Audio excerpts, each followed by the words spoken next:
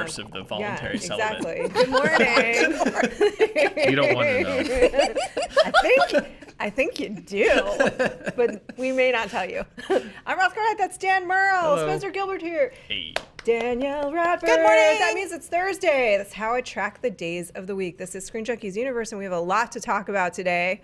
There were some people that actually requested a couple of stories from us today, Dan. So we're gonna give the people what they want, and we're gonna talk about Jason Blum. We're gonna talk about MoviePass. There's a little spider web stuff, and then you had an interview that we will get to. So stay tuned because it's a really great interview for a movie that you and I both advocate. But getting into it, Jason Blum. I always call him Bloom. Same. Not his name.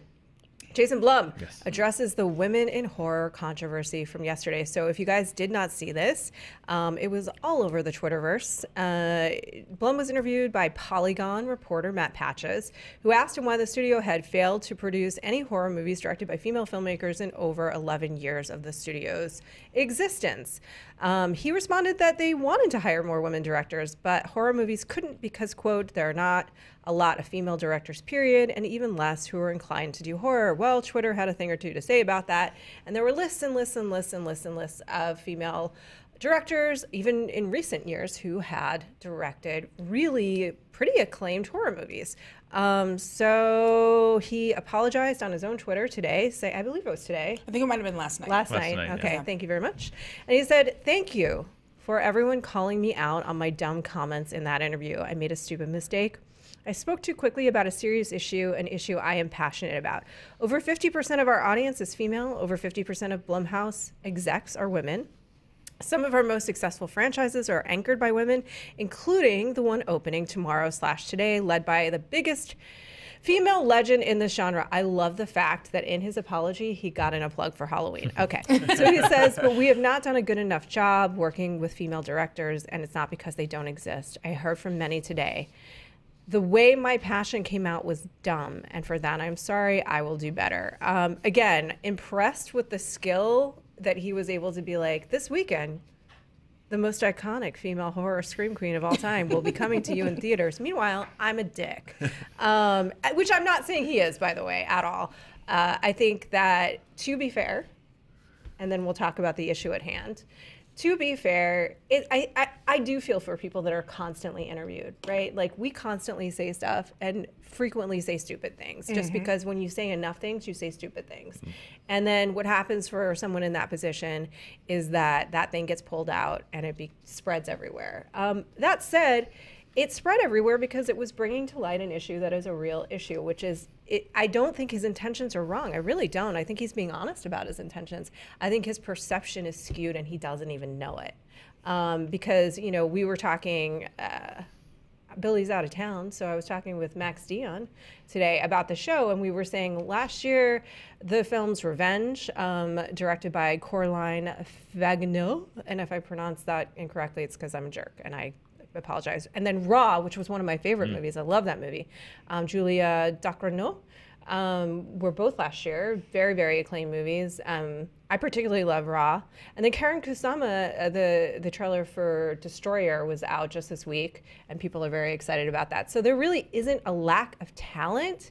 Like, Revenge and Raw both seem like films that those directors should be just picked up by everyone right now. Right. And they should be sought after to do a million different things at this point. And they're perfect for Blumhouse, certainly. Maybe they've had conversations and it didn't work out. I'm not sure. But long story endless, Danielle. Yeah, I feel... Let's yell. Yeah, it's always one of those things where he was not expecting... I'm just kidding. I'm kidding. Come on. He was not expecting, obviously, that question. He's not prepped for that question. And then you just say the blah, blah, blah, blah, blah, without having given it any thought. Obviously, from what we saw online, there were so many women, and there were women who have worked for him, who've said, you know, I've worked with him, he's helped me out. Yeah. You know, this is the case of just flat out foot and mouth syndrome, but it is great that now we are having the conversation of, hey, look at all these great movies that maybe you haven't seen, and all of these fantastic directors that, like you said, should be getting scooped up, and just no one is. Or even movies that I think probably people don't know, like Pet Sematary, the original Pet Sematary was directed by a woman, things like that. It is an interesting it is interesting. Some people are upset and saying he was taken out of context. I don't think he really was taken out of context. He wasn't. I've interviewed Jason Blum on the set before, and he is Karen Kusama. Did I say Karen? I don't know. Okay, Karen. Go ahead. Sorry. He is a PR machine. I mean, he knows how to go in and sell a movie. He's like the Terminator of PR and producing. So it shocked me when I read this yesterday. It shocked me, first of all, obviously this was an incredibly stupid thing to say. And it shocked me that he said that, because he is usually very good at knowing how to sell a movie, how to message things, how to get, and this is the worst, especially for this movie, the worst possible thing you could say, the worst narrative that you would want around this film that you can imagine. It was a dumb thing to say. He acknowledged that it was a dumb thing to say. I agree, Roth, that it does reveal sort of almost an unconscious thing where this is a perception in many circles, where you just have to look harder. I think it didn't help him that he was like, I called one director 15 times. She's turned down everything. So what about the Babadook director? There's more than one director too. Jennifer Kent, I think. So I called her 15 times, so I called that one. It's like just stop, and it kept getting worse and worse. Like, get my assistant in here. What's the other one that we tried? I can't remember. It's just it was just like watching a car wreck in slow motion. Yeah. It's a stupid thing to say. He acknowledged that it's a stupid thing to say. What I don't like is that I'm afraid that because this happened now, when Blumhouse does hire maybe one of these female directors or another female director, and hopefully that's going to happen soon, I hate that there's going to be a shadow of some people saying like, well, they're only doing that because I don't think that's the truth.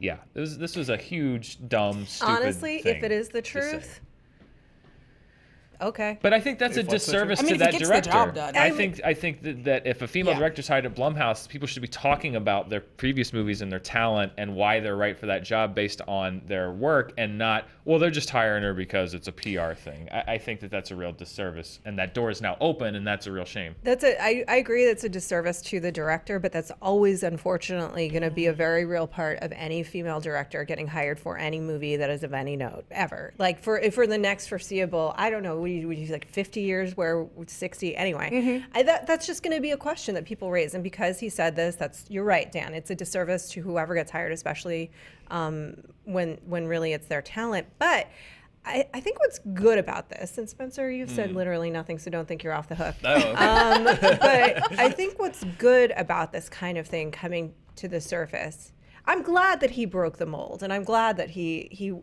didn't say the sort of the slick answer, because this is the true answer. The true answer is that this is not coming from a bad place, but it's what he believed. So then the question becomes, why did you believe that when it's objectively not true? And those are the kinds of, without shaming and blaming and yelling, because it doesn't do any good, those are the real conversations we have to get to make change. We have to open up the door for him to be like, I don't know why I thought that. And the examination has to come for us to move forward. But it doesn't come if you just yell. Spencer, yell. Yeah.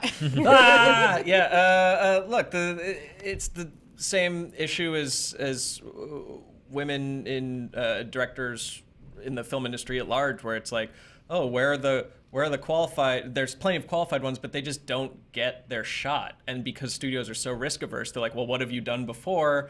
But then because they don't get their shot, they don't have the same resume to look back on. And it's on people like Jason Blum to give producers and to give them opportunities.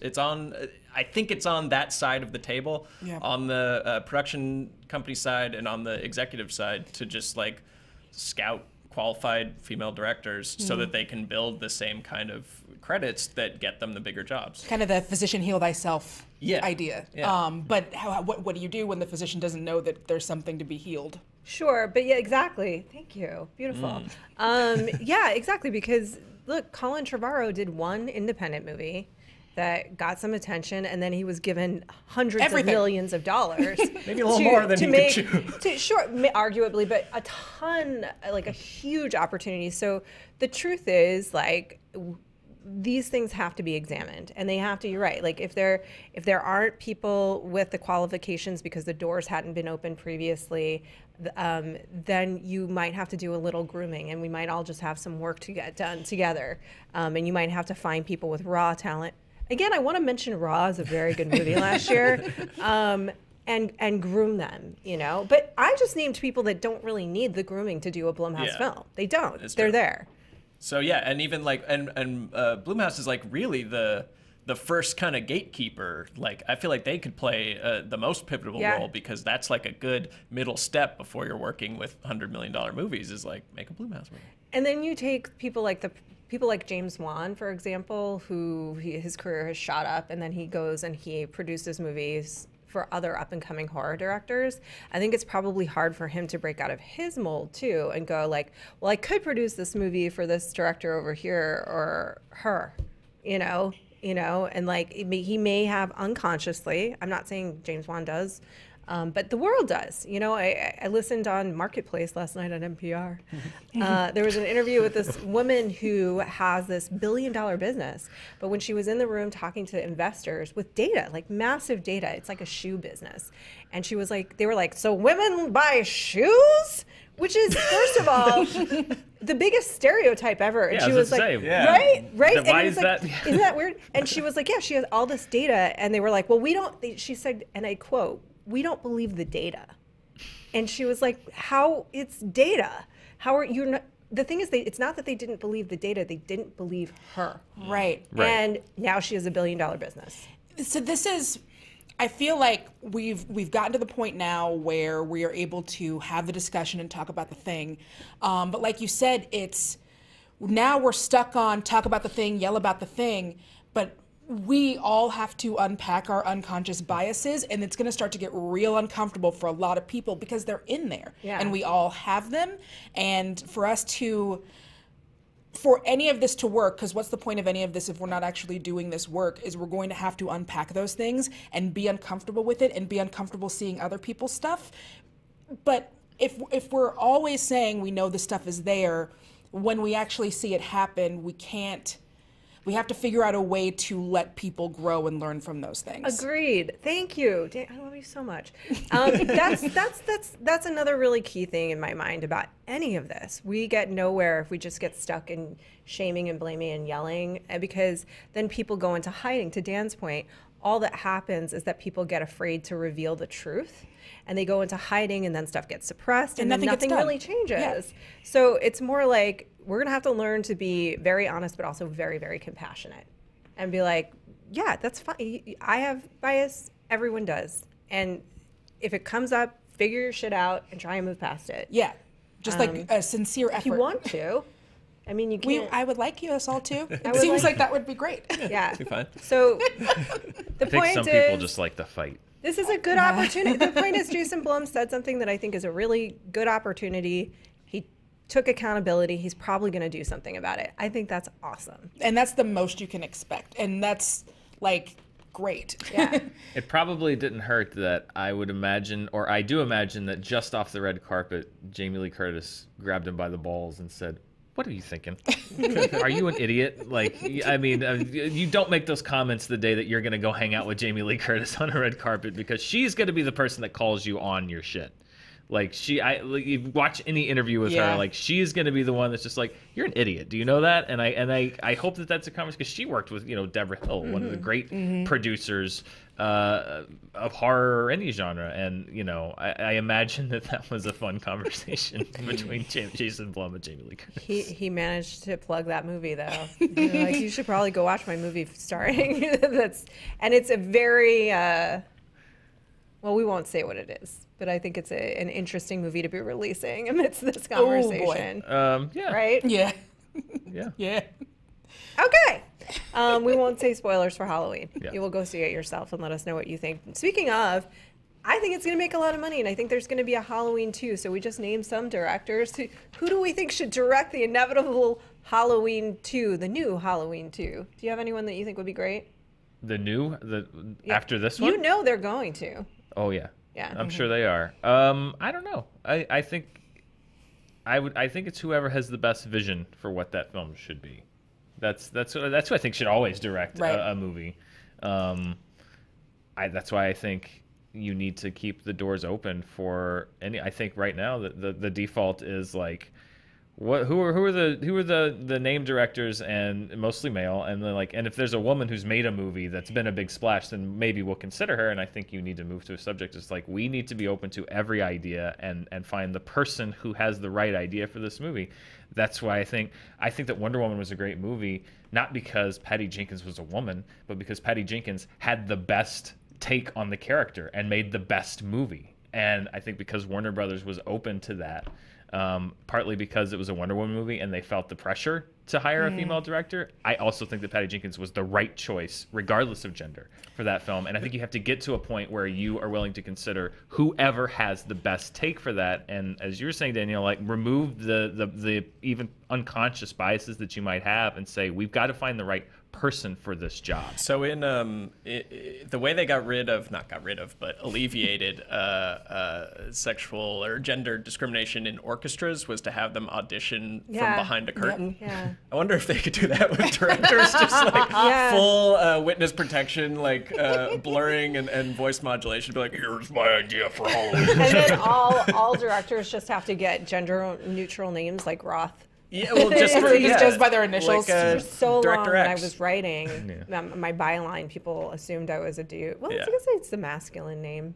Anyway, long story endless. Can you tell them? Yeah, I think that is an amazing story. So yeah, they basically hid the musicians and they just didn't let them know if it was male or female, and it revealed that people don't think that they have a bias because people aren't, for the most part, nasty, horrible people, and they don't want to have a bias. For the most part, nobody wants to have that, but it still is probably there. Yeah, and we talk about, the idea of a meritocracy. Unless they are nasty and horrible. Unless they are nasty and horrible. It's like what Dan's talking about with the meritocracy, and it's like, well, that has to start by having every kind of voice in the room, because how else are you going to know what is the best take for this if you don't have as many great, wonderful kinds of voices in the room before you can start, as you said, doing the meritocracy of what is the best idea for this. Tina Fey, who I think is pretty, what's the word, restrained in how she talks. When she was the head writer for SNL, she just generally mentioned that one of the things was there were some jokes that never would have gotten through because the guys didn't understand why it was funny. Right. Because they were really targeted to the female experience. And so she said that was probably the most significant change that happened. And it wasn't because it was enforced. It was just because they were like, no, that's really funny to us. Right. So therefore. And it wound up being really funny to most people. Yeah, to most people. All right. Did we solve it? We solved sexism, you guys. We did it. Yay. Everyone interview from behind a curtain for everything. For everything. But also, I think Danielle made the best point, which is, have the process. Don't stop the process in its tracks by just jumping on Jason Blum's, what'd you call them? Balls. Ball sack. Yeah.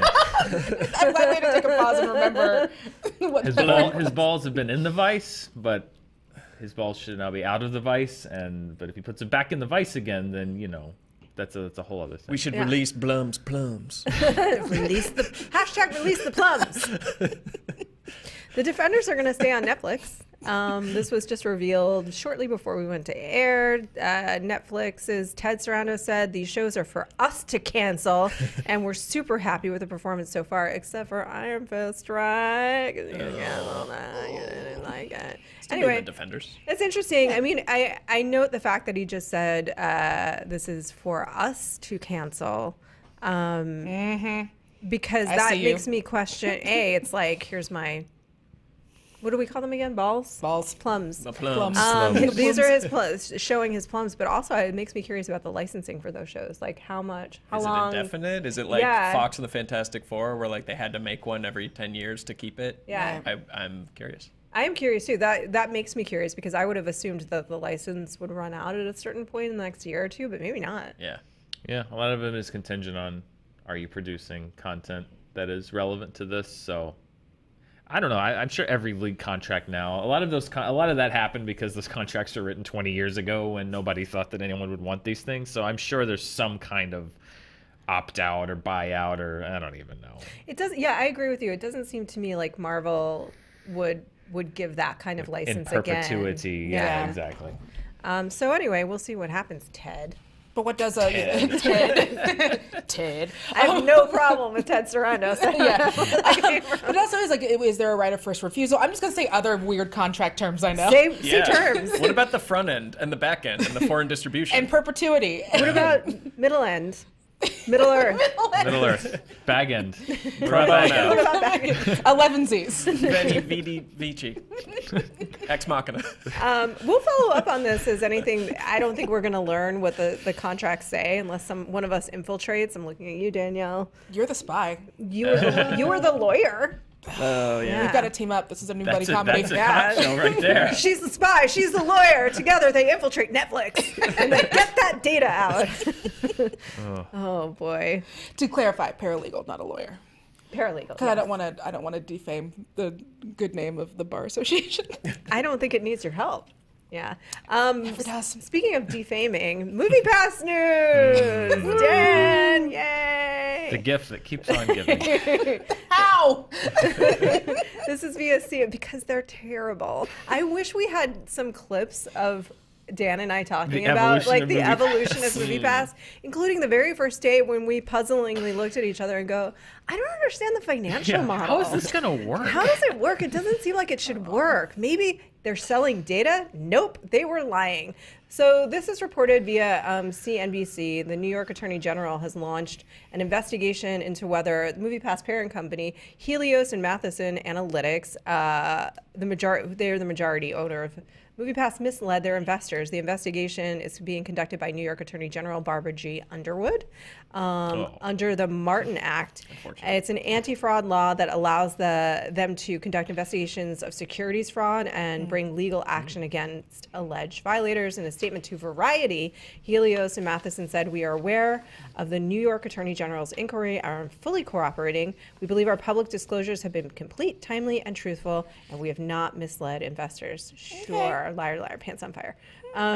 And then, according to the suit, the class action status says that MoviePass's business model was not sustainable because there was no reasonable basis to believe MoviePass could monetize the model to a degree that could be maintained before being too buried in debt to survive, which is, by the way, exactly what happened. And according to the law firm, management held material information from the board for several months, i.e. the psychotic model changing after the initial boom of subscriber bases where they were like, you can have this, no that, this, that. No. Yeah. It's insane. I mean, they did it's down to 2 cents already.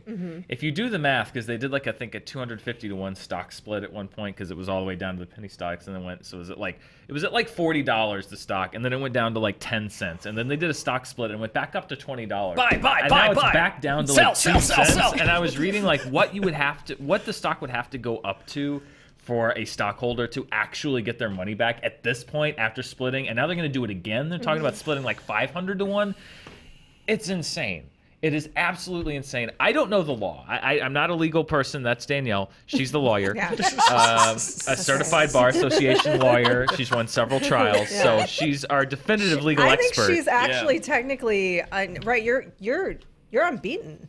Is that I am right? unbeaten. Yeah. I have lost 0 court cases. Yeah. That is true. You've got the court track record, but I know that from an outsider's perspective, that every time there was news about MoviePass being in trouble, they would go out and say like, that's crazy, we have lots of money, don't worry about it, we're fine, we're working on a lot of deals, we're working on this, we're working on that, we have every confidence that this company is going to succeed. And that to me seemed, if I were a stockholder and somebody told me that as a stockholder, and then a week later it stopped working because they ran out of money, I might say like, I don't think you were telling me the truth. I don't know the legalities of where you when and you can and can't tell the truth to stockholders and how and what reports, but it seemed very misleading to me because they publicly put a face on the company that was very much rosier than the reality was. In the form of Mitch Lowe, the like everybody's lying granddad. Mitch Lowe. I wish I had a clip of that interview with him too. Yeah. He's so like endearing and such a liar. Yeah. Or maybe he was misled himself. I think he had good intent. Who knows? Well, especially with you read all the Facebook stuff, and now people are like, well, is Facebook going to wind up being sued? And it just kind of how are you able when to you use say data to all do the things? Facebook stuff, can you Sorry. break down Can you which be more one specific? this week? I'm very specifically Yeah. talking about the jump to video. The pivot to The video, pivot to video, that yeah. came out this week. Yeah. Yeah. It's a It's a whole other thing. it's It's a whole other But it thing. just and now it's so much of we're finding out that you can lie easily with that kind of data, Yeah. and now we're seeing some people are being punished for it. So Yeah. it's interesting. I wonder, and this is a good question actually. So if you guys don't know about this, with the greatest with Facebook, we should start covering Facebook. We should. The latest, the greatest with Facebook. So of course they stole everybody's data and then allowed essentially other people to have it for nefarious purposes. They basically, I think inadvertently, but supported the actual fake news, meaning fake organizations, fake outlets. Factually not factually correct news. incorrect news, like literally fake. Like they did not come from a news organization. They allowed that to sort of the emergence of that, and for it to get mixed up and very confused with real news organizations. I mean, I don't know how many times in the past 2 years I've asked a good friend. A friend will tell me they heard a story, and I said, "Where did you read that?" Facebook, and I go, "No, where did it come from?" Yes, exactly. Yeah. And then people have started, I think, to get wise to that because of. But the latest thing is that they didn't do this on purpose. They made a mistake Oh yeah. in their I reporting. hate it when I forget to carry the zero for years. Yeah. On the views Well, that we're they- getting. Whoops. The first mistake they didn't do on purpose. The cover-up was on purpose. So they basically made a mistake about user behavior and what millennials mostly were clicking on, and they said it was, well, it's more complicated than that, but I just think it's They the idea that it was a grossly- mistake is what I'm. drawing umbrage with. Yes. Okay, so fine. They lied. But I don't think that. So then they said essentially that they skewed the data to say that people were largely clicking on videos, not print articles. Yes. Now, this is a very complicated matter, and it doesn't come down to just Facebook. Yeah. But essentially, an entire industry was destroyed, and many writers lost their jobs. They lost their livelihoods. Print journalism has almost entirely faded into oblivion. It hangs on just like the Rock hanging on to that building and skyscraper with everything burning behind him. And then there was a pivot to video, which is also on fire. This is fine. Well, but that's the other thing was the whole pivot to video. It's not just we'll get back to MoviePass, but it's not just that people lost I think their this is jobs important. in the Yeah. print business, but it's basically what it was is that they were calculating views a certain way, Yeah. and the way they were counting it was not accurate at all. And I was reading, And then they covered say, it up. yeah, they say that it increased it by like 50 to 100%. I was reading something that said the research shows they may have increased how much people watching by like 150 to 900%. It was a just gross anecdotally overstatement. with us, like Honest Trailers, for a period of time, we're doing 5-10 times better on Yeah. Facebook than they were on YouTube. We're like, Yeah. that's What's happening? odd. Yeah, and so it's strange. everybody was just like, Facebook So- figured it out. That's what the future is. So the video views are market was crazy. flooded. It's YouTube all over again, and Yeah. so many places. If you remember, ScreenJunkies.com briefly relaunched as an article-based website, and then there were no more articles because the pivot to video. So many sites that you saw that used to have a bunch of articles, they pivoted to video because Facebook said largely, and they're a huge platform. They said, we figured it out, and so many other industries said they figured it out, and so they started making videos, and now essentially not only did a lot of good writers lose their jobs because the video market got but the flooded. video market, which everybody invested so heavily in, was not the market that they were told. So it's like people lose their jobs, and then the people that were hired to replace the people that lost Also their lost jobs their jobs. are now then losing their jobs because the video market was not what Facebook largely said it was. It's a mess. Do we call that a cycle of shit? Yeah. Is Yeah. that the we're in a technical? You're the full lawyer. shit cycle. Yeah. Yeah. I think or cyclone of shit also Okay, works. also Yeah. works. Yeah. So I rode that wave through both those iterations because I worked in, I won't say journalism, but print reporting, entertainment reporting, and like the writing was on the wall. I had come from a production background anyway, and I wanted to get back in video anyway. But truly, like the way writers were getting paid was a horror show, you know. And unlivable for the most part, and then it just kept getting worse, and that's it's not just because of Facebook. That's where I don't want us to get lost, because it's also because of the quote democratization of which is a good thing in many ways. But the point is, like, the market was flooded in print, and the difference between a New York Times and a blog got obfuscated for a while, both in traditional journalism and certainly in entertainment, which the line is pretty thin. Like, we're talking about Batman. But then that happened again in video, and then we're seeing the consequences of both, which is basically so many people out of work, so many really qualified people out of work, and people like critic Leonard Maltin, who is just an iconic, so important to this industry and to film criticism in general, struggling. Stuck doing ScreenJunkies videos. Stuck with us. Leonard Maltin should never have met me. Yeah. He should. This is insane.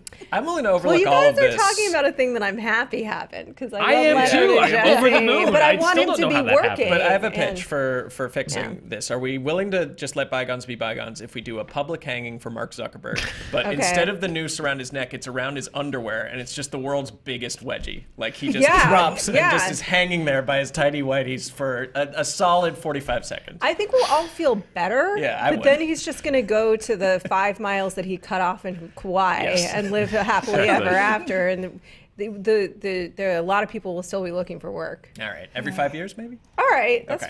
fine. This went to a whole other place. That's So okay. anyway, MoviePass We're not also personally misrepresented. invested in any of this. There's no pain here. Yeah. So MoviePass. Anyway, the point is, the sort of hiding data has I think there is a tie between these two, and I've just found it, which is that hiding data has very, very, very real world consequences for people and their jobs and their livelihoods in both the short and long term. So there's a good reason to bring this lawsuit, because they want to stop people from doing this in the future. Yeah. MoviePass bought a bunch of, I actually talked to a friend the other day who works for one of the companies that MoviePass bought during the boom, and he's, of course, now looking for a job. Yeah. It's crazy. Spider-Man? Can we pivot to Pivot to Spider-Man. Pivot to Spider-Man! Everything is now Spider-Man content. Yes. Pivot to Spider-Man. We'll just talk about this really quickly, because I mentioned it at the beginning, and I think it'll bring us to a happier note. But before we get to Dan's interview, this is via Screen Rant. This is one of those things where they saw a video on the set showing Peter in costume and MJ going for a little swing, and it looked like he was much more of a bigger web swinger than we've seen him to date. And just they were sort of postulating that it's really interesting that the MCU has developed this Spider-Man with far more patience than the other on-screen Spider-Man. I agree, and that's been, I think, nice to see. Thoughts? Well, you know, when you have a structure like this where Peter can show up in Avengers movies and in Spider-Man and all these other things, it gives you the chance. It doesn't have to be like, this is our one chance at a Spider-Man movie, so we have to get in all the Uncle Ben and all the responsibility and all of the web slinging and, you know, all of your Gwens and your MJs and your Flashes and all of that stuff, because we don't know when we're going to get to do it again.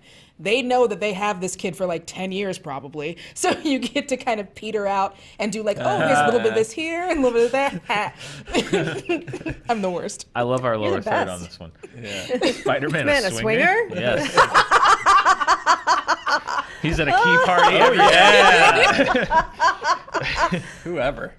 So have we given up on this whole pretense that he's dead? I guess we're just Oh, well, yeah, we're just yeah. blowing past the No, whole blowing part past of that. what's going to happen Yeah. in the next. Well, I'm curious, he- have we confirmed and refreshed my memory? MJ is Michi, correct? And MJ's Zendaya? Yeah. Yes. Okay. So I like this because I feel like we got a good MJ web slinging preview in Greatest Showman with her and Zac Efron. We know exactly what to expect. Some singing, some trapezery. Yeah. This is going to be good. Tomfoolery, even, Yeah. maybe. There it is. If we're lucky. So yeah, to answer your question, Dan, I think that it's been, I believe, and you guys will let me know in the comments, that it's been confirmed that Far From Home takes place directly after Avengers 4, which Apparently, Spider-Man will be returning. So Some apparently Spider-Man. Someone could be in some the, kind of spider. Well, it's Tom Holland on evil the twin. set. Okay. He's Him not- and Zendaya have been like, or The- Zendaya have been holding hands all across Europe. The ones that they took in the snap that I think are so weird are the ones that have movies coming out right after that. It's like, we're not fooled. Yeah, you're not going Right. to do another Black You know. Panther. You could have avoided Yeah. this by They like will. not getting rid of the Yeah. ones that are like for sure coming back. Yeah. I will say that the Guardians got way more interesting between May and now. Yeah. But other than that, I think that perhaps they should have been a little more judicious on who they snapped away and who they didn't, because it's become fairly predictable. Like, if you, like, clearly Captain America is going to play a big role in the film, so you couldn't snap him, but it's like, that might make me really wonder, you know? Right, exactly. Now I have no questions. Soul Stone. Soul Stone! I don't know. What if they just make his friend Ned get real ripped, and like that's him as Spider-Man now? Because literally it's Tom Holland on the set. In flashbacks. Okay. If this is the world's biggest misdirect, then this is the most brilliant move in the history. Yeah, the cinema. They've hit it all. Yeah. A movie that's out right now that takes place in space is First Man. Well, a lot of it does anyway. Actually, not a lot of it. Wasn't there a Michael Cera caveman movie called First Man? That was Oh gosh. Yes. Yeah. What's that? Year one. Thank you, Never mind. JT. Sorry. Yes, You can count on JT to know the answer to a question like that. Yeah. Year one. Yeah, but First Man is out right now, and our own Dan got to speak with screenwriter Josh Singer. You want to set that up a little bit? Yeah, Josh Singer, he won an Oscar. He co-wrote Spotlight. He's an Oscar winner for that. He wrote this film, and we talked about. It was great. I like being able to do interviews with people involved in films a little bit after they open, because we don't go into spoilers that much, but we're able to talk about the portrayal of Neil Armstrong, which a lot of people have certainly been talking about. It might not be what a lot of people expected. We talked about that. We talked about the controversy that was around the film before it opened.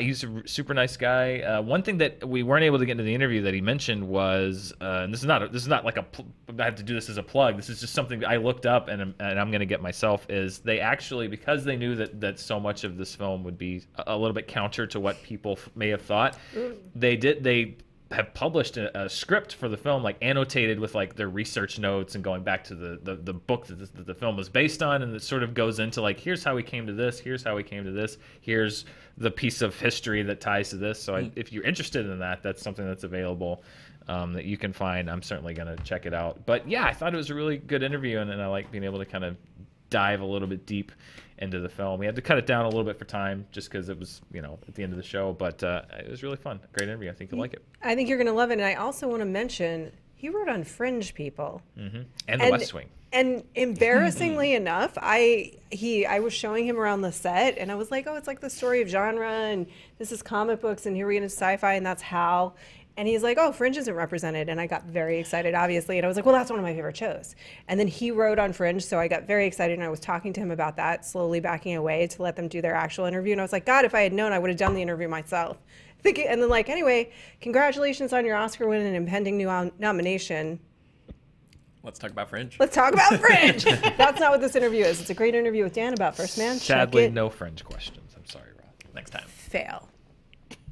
But great. Hey everybody, super excited to have our guest here today. He is an Oscar winner for his work on the film Spotlight. He also has written films including The Post. He's worked on television shows including The West Wing and Fringe. And what we're going to talk about today, he wrote First Man, which is currently in theaters. Josh Singer, thank you so much for joining us today. Thanks for having me. There have been a lot of movies about the space race and about the time around it, movies like The Right Stuff and Apollo 13. This is a very personal story that is about a guy that happened to be the first man to walk on the moon. Yeah. When you're approaching that from a writing standpoint, how do you even start to say, this is the way that I'm going to approach the story? Because it's such a monumental historical event. You try to go away from everything we know. Mm-hmm. You try to focus on the things we don't know.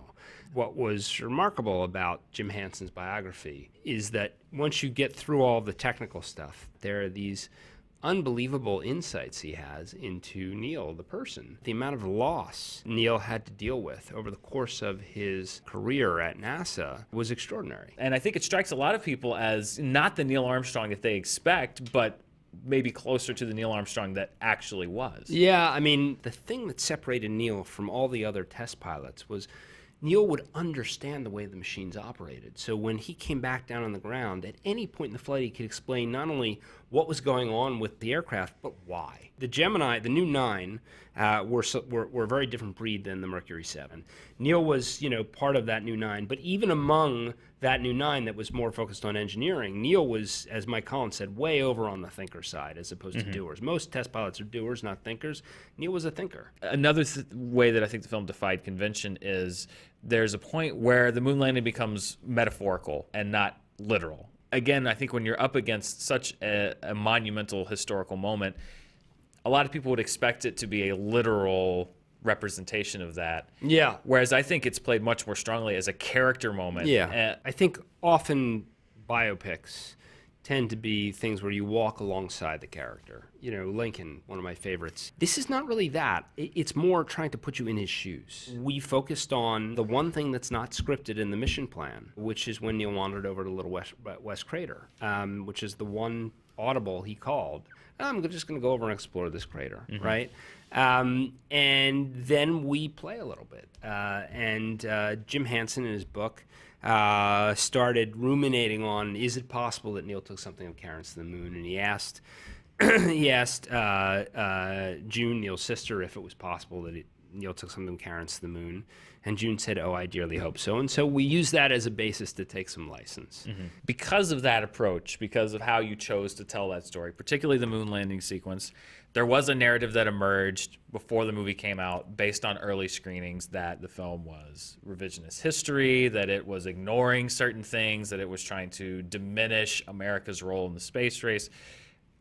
Critically, again, once I saw the film, I think that the choices made in the film were 100% endemic and natural and made sense in the context of the film. Having said that, is it frustrating? I can't imagine that it couldn't be frustrating to see people, largely people that have not seen the film, take secondhand reports and sort of write the narrative on a movie before it comes out. What is the only option there, to just hope that, wait for people to see it and hope that kind of gets dispelled? Yeah, I mean, I understand the concerns. I understand this was a moment that meant a lot to a lot of people. And we always knew that there was going to be debate around the film just because, again, he's an icon. And what I love about my job is getting to be an amateur historian and trying to really go into a piece of history and see what we can learn from it. Is that what draws you as a writer to films like First Man, The Post, another Best Picture nominee, Spotlight, obviously a Best Picture winner? You won an Oscar for writing that film. The Fifth Estate, is it looking at either current events or historical events and trying to find the frame on it and seeing, where does this look in the light of today, or does looking at this shed some light on today? Absolutely. A lot of people come to this business to entertain, and that is the primary function of our business, right? Is to entertain. But for me, it was always a little, and has always been, and continues to be, something different, which is, is how do we enlighten as well as entertain, and it starts right here. It's me trying to enlighten myself. What am I learning? Do you think there's a future for the U.S. and for humanity in manned space exploration? Would you like to see NASA start sending manned missions out exploring again? I do think that exploration is important. I think if we are not trying to grow as a civilization, as Ed White said, and many others, and then Reagan, if we're not trying to discover, we're going to stop learning about ourselves. I think it is vitally important to continue to try to learn about ourselves so that we can, push beyond where we are today. Well, I think that this movie, First Man, is a great portrait of probably the most famous of those brave, and I think that's again what this movie really underscores, is how brave these first astronauts were, because there was no guarantee of success. As a matter of fact, I think a lot of them might have said the odds were against that. Yeah. I think this is a great picture of Neil Armstrong and a great picture of the achievements of the space race. First Man is in theaters now. You can see it. Josh Singer, thank you so much for joining us today. Thanks for having me, Dan. Nice talking to you. Appreciate it.